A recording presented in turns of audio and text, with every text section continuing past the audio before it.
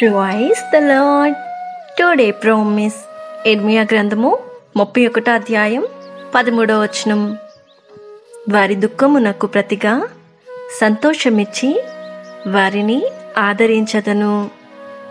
విచారము కొట్టివేసి నేను వారికి ఆనందము కలుగజేతును.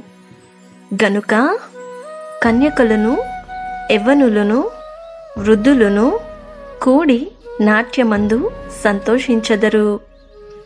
క్రొవ్వుతో యాజకులను సంతోషపరచదను.